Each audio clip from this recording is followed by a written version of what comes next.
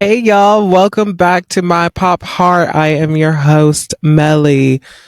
Guys, I just want to start out this episode by apologizing for this little break that I had to take for 2 weeks. So I was not posting anything. It was a break that I absolutely had to take because of some technical issues that are going on here, but it is all solved. And so I am back. So the next maybe one or two episodes will be audio only until we get fully situated with the situation that I have here. But yeah, you will still be entertained. Even though you're not seeing my beautiful face, you will still be entertained by the things that I am saying and the topics that we're talking about. All of the things. It's still going to be the same.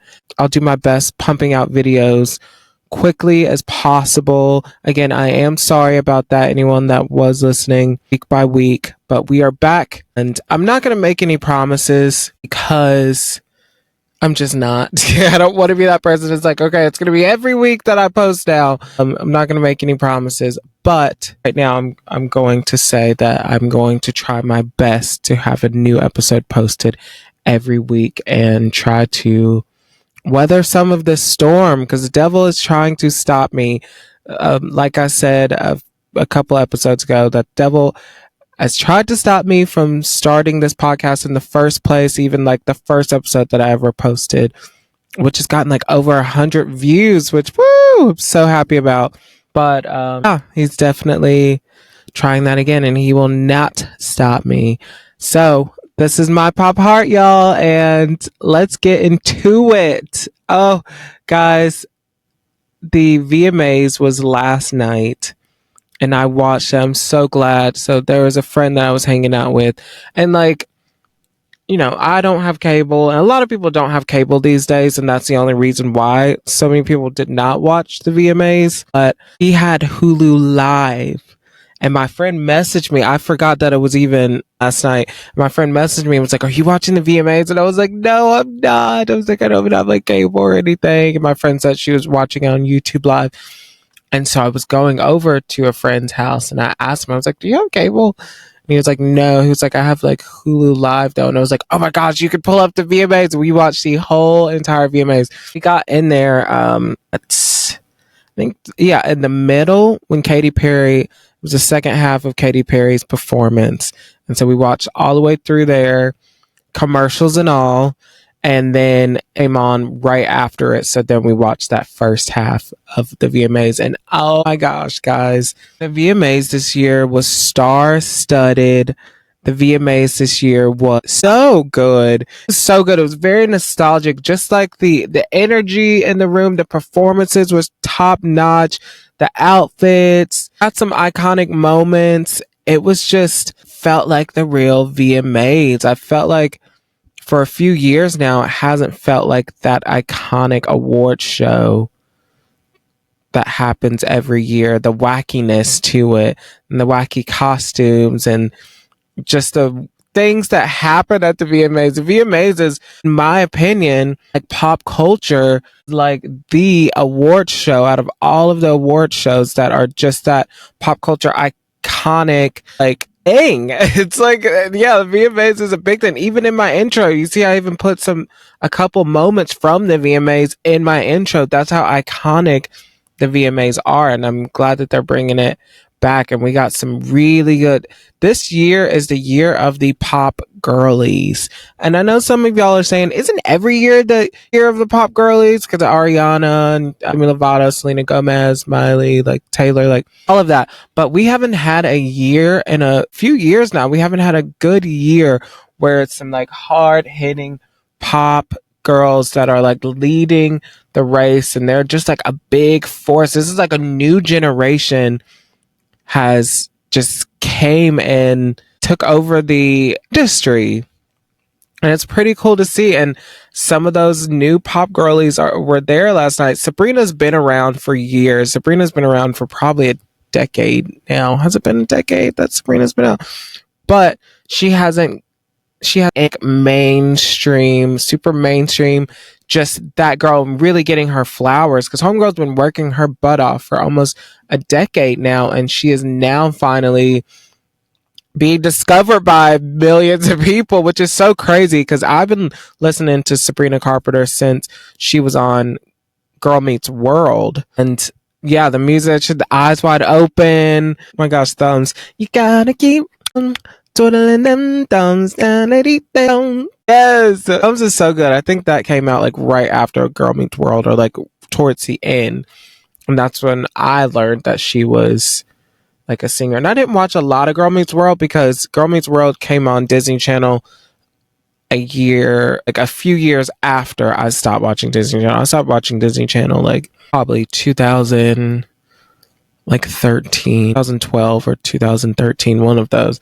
So Girl Meets World came out afterwards, but I did watch a few episodes because I was such a huge fan of Boy Meets World. I'm pretty sure I've watched every single episode of Boy Meets World. I loved it. I loved watching Boy Meets World growing up. So I had to tune in to Girl Meets World to see what they were doing and what characters they were bringing back. And they brought back everybody, like every cast member from Boy Meets World were on Girl Meets World. And so that's how I discovered Sabrina. But Homegirls, the hard work pays off. She is a really good example of putting in the work and just never giving up. And you will get your flowers and you will get that appreciation that you absolutely deserve. So hooray for her. And then we have Chaperone. She performed, got an award and everything. Like she's a force. She's coming in there. She's coming in there with something different. She haven't gotten fully on the train of Chaperone. I know she's a great example. She's artistic. She doesn't care what anyone thinks, and she does her own thing, which I love. I haven't fully jumped on that train of like her music and all of it. I know people are obsessed with her already, and I'm not obsessed yet. I like her. I'm not obsessed yet, but I have a feeling it's coming. I haven't even listened to her full album. I've only heard of like maybe 3 or 4 songs by her, but I need to listen to the album. Maybe the obsession will start. I don't know. But she's bringing in her own style and everything. Loving it. Gracie Abrams. I haven't gotten into Gracie Abrams yet. I haven't, but I heard she's pretty good. I think she's part of that like sad girl like pop music, which I try to stay away from these days. I'm not that type of person that whenever I'm like sad or like feeling really depressed about something, I'm like, okay, I'm gonna cut on some music and be even more depressed and think about it and like sulk in it. Like that's not what I do. A lot of people do that. You'd be surprised. A lot of people do that. And I just don't. I try to like put on something happy or like distract myself with like funny videos or, you know, stuff like that. Housewives. And she's sad girl music. But I'm not like depressed. I'm not in like this like depressive state anymore. That's not, and that's also not why there has been like a pause for 2 weeks. That's not why. For some people that are thinking like, that's where he went. It was 2 weeks of that. No. That's not why it was like a pause, but like a couple of months ago, I was going through this like depression thing. Yeah, I'm not in that anymore. So maybe I'll check out Gracie Abrams. I'm going to put that on my list. I have such a long list of people that I either need to check out or like albums that I need to listen to. Queen Taylor Swift was there. And she just elevates things. It's like, she just elevates things. I'm glad that Taylor Swift came. I didn't know she was coming. I don't know if anyone knew that Taylor was going to be there. And I'm glad that she did come because I feel like music award shows are so much funner when Taylor Swift is there because the camera is always on her and you can always count on Taylor Swift dancing and just like, not caring what anyone thinks and dancing like no one is watching. Like she just does her thing. Sometimes she has like a drink in her hand. She's just like vibing and that just makes me so happy. Seeing people just vibe and being like their own like world and dancing like nobody's watching is the best. It really is. So I'm glad that Taylor was there. We needed those quirky dance moments that we always get from Taylor. So it was great seeing that. Okay, and speaking of dance moves, let's get into the performances. The performances of the 2024 VMA Awards. Okay. I'm going to try to briefly go through these because there was a lot of performances. 3, 6, 9, 12, 15, 18. 18 freaking performances. Can you believe that? There's no way. Well, it was like 4 hours long. Okay.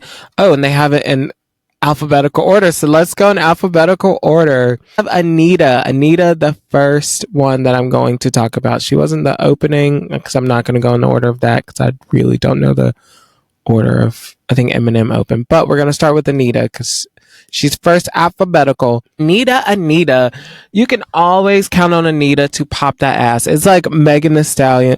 Like Anita's performances are like a Brazilian Megan Thee Stallion performance. You could always count on it. And it's so funny because the guy that I was watching it with, he's an older friend of mine. He's in his like late 40s or like early 50s. Good friend of mine. And he's not knowing like all of the pop culture happenings right now. And so it was fun watching it with him. He hasn't watched the VMAs in years. And he was actually at one of the VMAs. He said when Madonna performed, one of Madonna's performances, she's performed numerous times. One of her performances, he was actually there at the VMAs, which is so cool because that's like on a list of places where like I want, and I even have that on my vision board of going to the VMAs one day.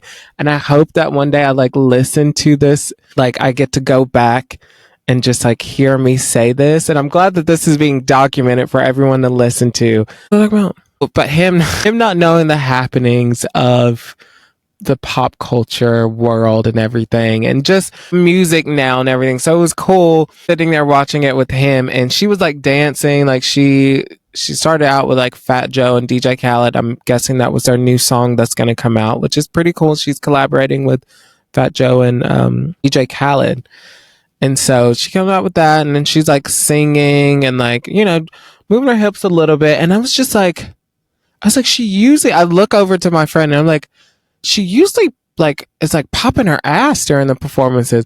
And right when I said that, she is in her hands and she's like squatted down on like her hands, just like bent over, and she just starts popping that ass. You can always count on that in Anita's performance. She's a great performer, and definitely see the growth in her performance over the years. She has worked her butt off. Homegirl is a hard worker.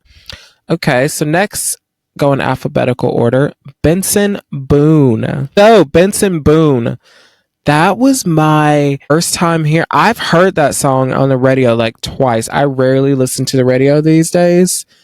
But the like few times I've listened to the radio the past like few months, I've heard that song. And I was like, oh, it's probably like a TikTok thing, like a TikTok song thing. But it was just like, okay, it was like interesting, like whatever. He performed that. They knew where they were going to get us. Like, I don't know if it was a stylist or his team, but they were like, get those arms out. We need something that's going to catch everybody's eyes.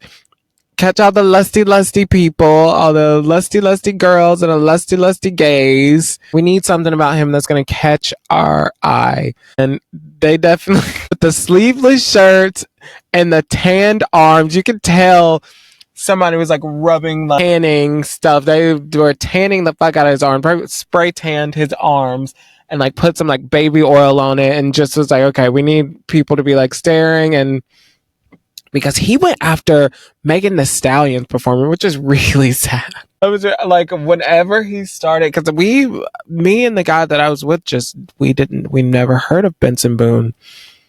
And so we're looking at Megan Thee Stallion's performance, and she is getting it. Like, the energy was just big energy. Big energy. And then here he comes right after her. He's like playing the piano because the song starts out slow, and I didn't know it was the same song that I've heard before.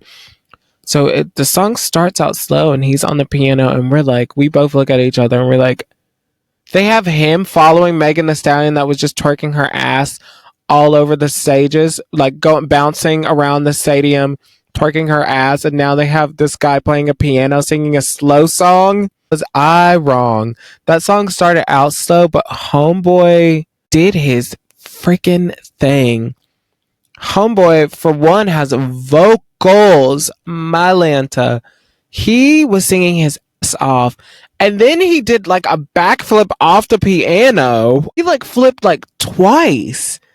And that was just like, whoa, how brave. Like, everyone has seen so many videos of people like falling off of stuff and like just slipping on stage, just walking on stage and slipping. So that's like really brave on the VMAs, and there's millions of people watching. You're like backflipping off of stuff, which is just really brave, and that already earned you points. And then your voice was, his voice was so amazing. Like, I'm a new fan. And then the tan arms didn't hurt at all. Like, it really did not hurt at all. That was great. So Benson Boone, I am a new fan. You keep doing your thing. You go, Glen Coco. You go, Benson Boone. Okay, next, Camila Cabello. I'm gonna keep this short and sweet. I was bored. The word is bored. The word was bored. I was bored. I didn't know the song that she was singing. It's gonna move on because it's 18 performers. Okay, next. Okay, Chapel Roan. Is it Chapel Roan or Chapel Rowan? I thought Chapel Roan did good. Was expecting a shock factor. Honestly, I want to be truthful on this, guys. I want to be truthful on my podcast. I'm going to be very truthful. I like the performance. Like that was a performance I was like, okay, I liked it. It wasn't like, oh my gosh, Chaperone, this is like, I like this girl, I'm in love, or like she was just amazing. It wasn't something that I probably even will remember a year or two, but it was good. And welcome to the fam, Chaperone. Welcome to the fam. Like, she's in there. Whenever I saw that she was performing and like her being there and it was just like, wow, she's officially here. She is officially here. From like those little rumblings of her and like, you know, first that small group of people that liked her, and then that got a little bigger and a little bigger, and you see like clips on Instagram and stuff, but like seeing her on the TV, this was my first time seeing her on TV, and I'm pretty sure for a lot of people it's their first time seeing her on TV. We've seen her in our phones on Instagram and TikTok and stuff, and like people fangirling over her, but like on our TV it was like, welcome, you are here, like you are about to blow up. So it was a good first performance. Yeah. Okay, the next one is Eminem. I thought Eminem was alright. I thought it was alright. I haven't watched the music video that he was nominated for. I haven't even heard the song that he was nominated for. And the music video has some Slim Shady. I feel like a lot of us have not. I feel like it's too late, Eminem, to grab our hearts with like Slim Shady again. Like, Slim Shady was beloved to us millennials.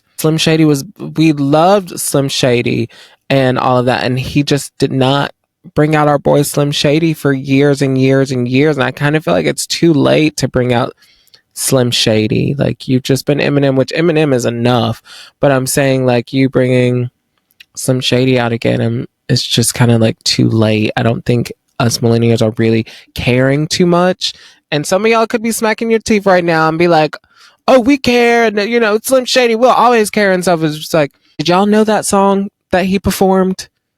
Did y'all even know that he was performing? Did y'all watch that music video that had Slim Shady in it? And a lot of y'all will say no. I believe 70% of y'all will say no. And that's okay. That's okay. We still love Eminem, though. So next, Glorilla. She did great. I think Glorilla did great. I don't even want to, like, honestly, like, really get into, like, the full thing. I just think she did great. I just want to get through this list. Halsey.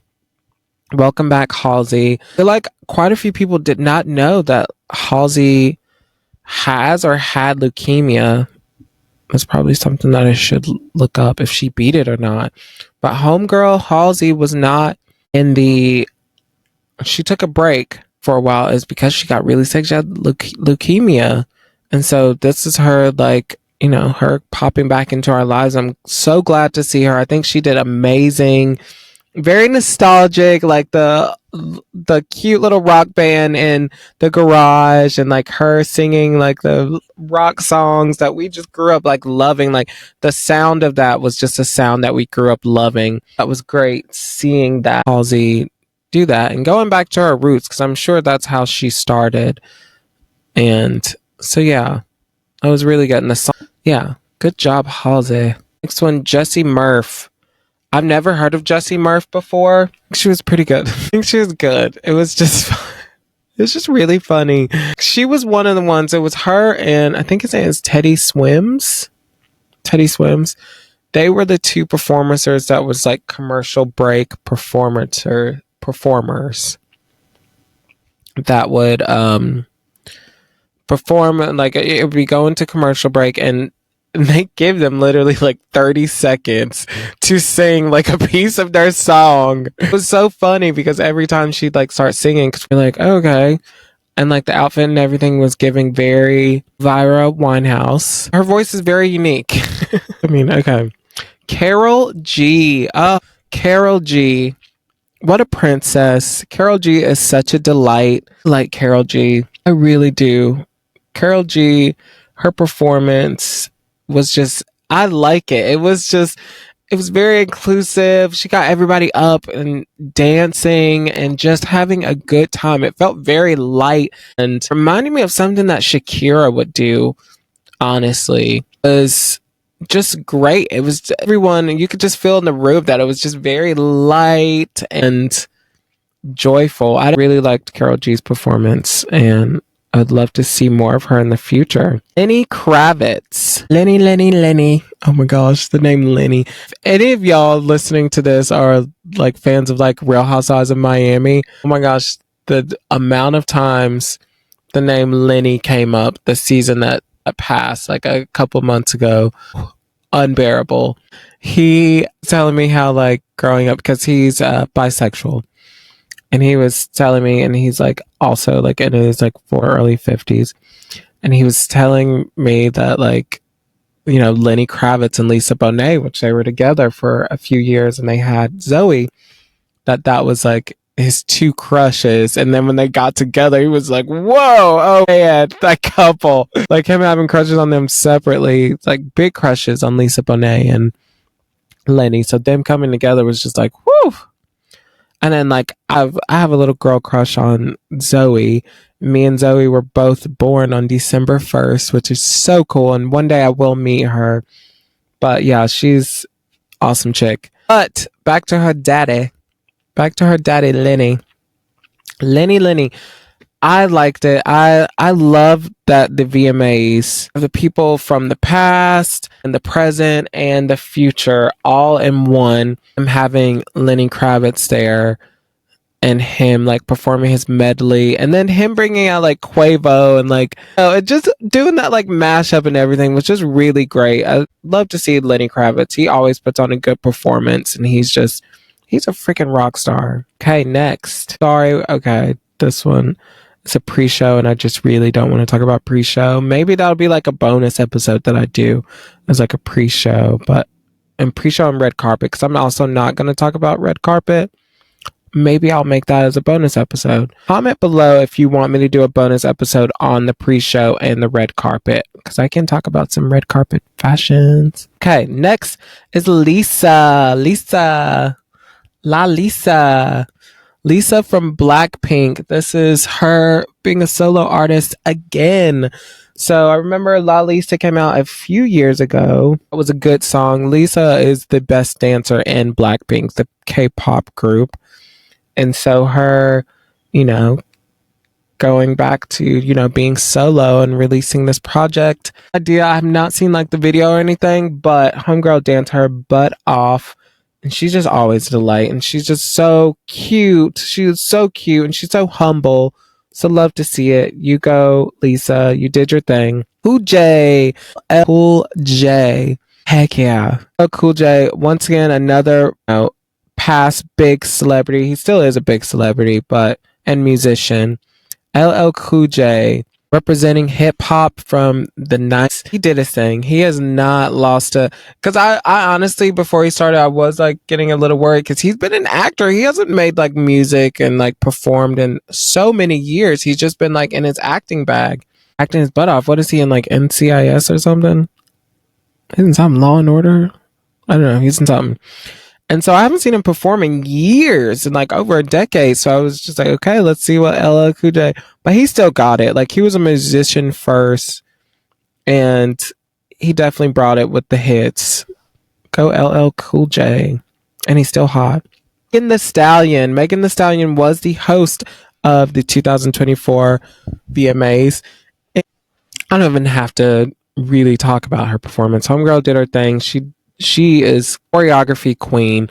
I've never seen a rapper, a female rapper, or just a rapper period, just get down with choreography like she does, and that is just so good at choreography. She is amazing at choreography. She can rap her ass off at the same time. She has personality. She's just the whole package, and she's a nice gal. Yeah, you did your thing, Megan, and you're a really good host also. So Raw Alejandro, he's great. I've never seen him perform before. I only have one song by him because I was like, okay, that name looks familiar. I've never heard like a song by him, even though he really is really popular in the Spanish community. He was dancing, which I love. Like, anyone that knows me, I love a good choreography. I love even just going to YouTube and just watching random videos of people doing choreography. I love it. Grew up learning choreography, the High School Musical and Cheetah Girls, all of it. But he was doing some choreography, and he was doing really good, which I love, because I was talking to my friend, and I was like, I feel like with the Latin male artists, I don't think I've seen any performances of these guys, which you don't have to. Just because you're a singer, you don't have to go up there and like bust a dance move and dance all over the stage like Bruno Mars. But I haven't seen any of the male Latin artists do choreography, I don't think. Like, they do a little two-step and like, you know, walk over here and look sexy and stuff, which I appreciate that. But to like dance like he was dancing, Homeboy was dancing his butt off. He was doing a really good job. The vocals were there. Like, he's total package, new fan out of me, which I love, turning on like VMAs and, you know, finding new artists that I really, you know, buck with now. Okay, next is Sabrina Carpenter. She was my favorite performance. Yeah, I think she just, her stage presence, which a lot of these, I don't think there was anyone that I watched and just had a horrible stage presence, but she's just so charismatic. She's so charismatic, and she gave it all. She gave the looks, a little outfit change. She didn't have a huge outfit change, but she had a little outfit change. And the iconicness of her, like, making out with an alien. And then, like, the friggin' 100 moon men out there, like, dancing with her. And just her doing her medley of her popular songs of this year. She performed Taste. She performed Please, Please, Please. And, of course, Espresso. I clocked Espresso being one of the biggest songs. For me, Espresso, when I watched the music video, because that was my first time hearing it, was watching the music video. And this was before it became big. It's before, I think it was right when the video dropped, maybe like a couple days afterwards, because I kept scrolling past it on YouTube. And I'm like, oh, I'll get to it. But that was already in my mind that that song was going to be like big. And that like it's going to be at least big in my car while I'm in my car. I just already knew it. I was just like, Espresso, like, this is my shit. I'm going to be listening to this song every single day. And then the whole world just like, they're like, we're going to be listening to this song every single day also. Really good. Espresso. And like, hearing everybody, her performing that song, and just, you could literally hear, if you watch that performance, you can hear everybody in that building singing that song Espresso. So good, so good. She was just, she gave it all. I'm really proud of her, because once again, I've been listening to Sabrina Carpenter since the beginning. So for her, like a decade later, getting all that love. I'm like, you go, girl. You go, Glen Coco. Shawn Mendes. Shawn Mendes, he was giving very much like John Mayer. I can tell he's in this like new era. He's no longer doing like cute pop like songs. Like, I feel like he's crossed over to more like grown man songs and real life stuff. Like, I feel like his songs before were, you know, there were like half and half of just like cutesy, just like I'm in love and like, you know, my girlfriend and she's so cute, but there was also like there was some like grown. You can tell in his like last album there was like a transition. Yeah.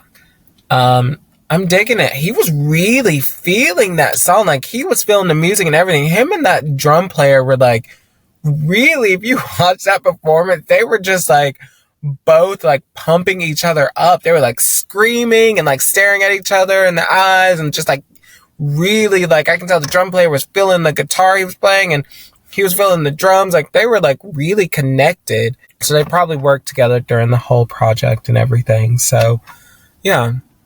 I thought it was Teddy Swims. Oh, wait, did I go through the whole thing? Wow, I guess I did. And Teddy Swims, he did some of his song, you know. He did his song, and 30 seconds of it, of course. Him and homegirl, Elvira Winehouse, they both, like, had, like, little pieces. I think it was, like, 3 times or, like, 30 seconds to, like, each song. So he did some of that, and he did a cover. I think he did 2 covers. He did great. Teddy Swims, he never misses. He is like cover king. I'm going to say Kelly Clarkson is cover queen, and I'm going to give Teddy Swims cover king because I've heard so many of the covers that he's done. He is great. And I feel like he needs to be like, let's say Kelly Clarkson, because she does a cover every episode. At the beginning of every episode, she covers a song. So I feel like the times that she's having throat problems or just cannot sing for that day, I feel like Teddy should be that official cover song artist on her show. Really good. Or maybe they should do like every other episode, like back to back to back. That would be really cool. But that is my opinions on this year's performers. Really good really good performances this year. Really good. Good job, VMAs. Good job, MTV. Really good VMAs. Thank you guys for the ones that are listening, the ones that have stuck around, even though I had to take like a 2-week break. Thank you for sticking around, guys, and thank you for hanging in there with me. I'm going to try to make this regular. Love you guys. This is one of my dreams, is to have a podcast and talking about something that I absolutely love to talk about, and that is pop culture and just sharing my joy and love with other people and having conversations with people about, you know, these things, and just because we all grew up with these things. And this is part 1 of this episode, and there will be a part 2, so stay tuned for that part 2 episode. Thank you guys. Subscribe, like, comment, do all of the things to help your boy out, and you know, y'all have a blessed day. Thank you guys so much again for listening all the way to the end. Thank you. Until next time, this is My Pop Heart.